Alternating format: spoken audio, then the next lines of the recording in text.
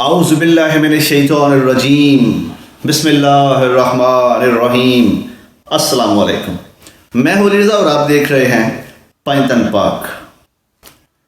آج کی ہماری ویڈیو بہت ہی زبردست اور بہت ہی انفارمیٹو ہونے والی ہے۔ آج کی ہماری اسلامی ویڈیو میں ہم آپ کو نمرود کے بارے میں بتائیں گے۔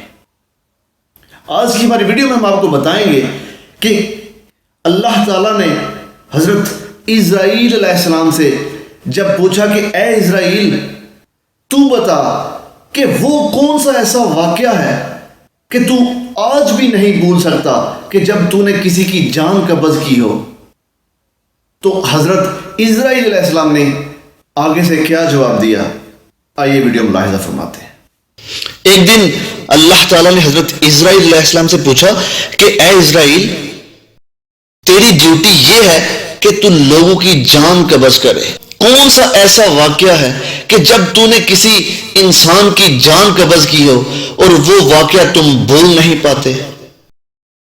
تو حضرت اسرائیل علیہ السلام نے فرمایا، ایک غم ایسا ہے جو تنہائی میں بھی میرے ساتھ رہتا ہے،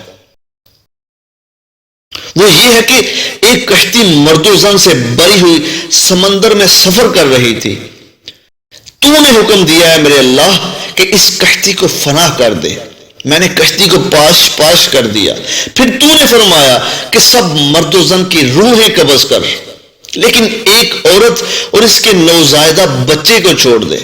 میں نے اس حکم کی بھی تعمیل کی، سب کی جانیں قبض کر لی۔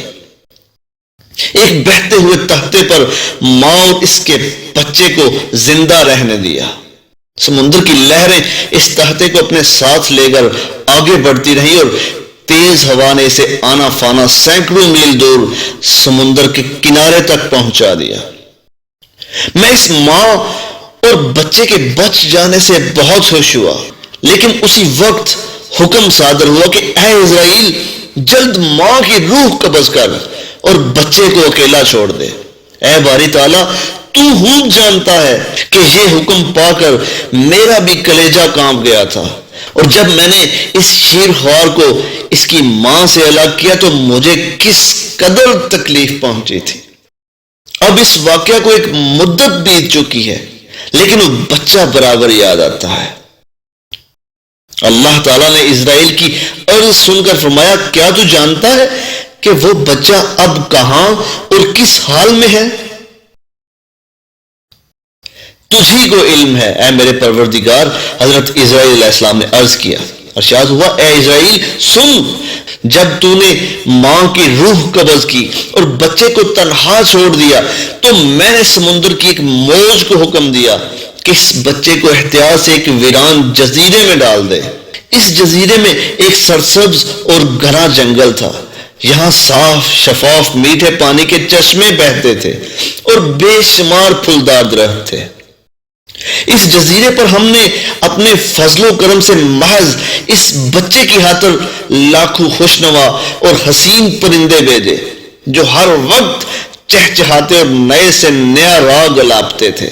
ہم نے چنبیلی کے پھولوں اور پتوں کو حکم دیا کہ اس بچے کا بستر تیار کرو تاکہ وہ اس پر آرام کی نیند سوئے۔ ہم نے اسے ہر خوف ہر خطرے سے محفوظ کر دیا۔ آفتاب کو حکم دیا کہ اپنی تیز دھوپ اس پر نہ ڈالنا، ہوا کو فرمان دیا کہ اس پر آہستہ آہستہ چلو، بادلوں کو حکم دیا کہ اس پر میہ نہ برسانا، بجلیوں کو ہدایت دی کہ خبردار اسے اپنی تیزی دکھا کر مت ڈرا۔ انہی دنوں جنگل میں بیریا کی مادہ نے بچے دیے تھے۔ ہم نے اسے حکم دیا کہ اپنے بچوں کے ساتھ اس آدمی کے بچے کو بھی دودھ پلا، اس کی دیکھ بھال کر اور اسے کوئی تکلیف نہ پہنچنے دے۔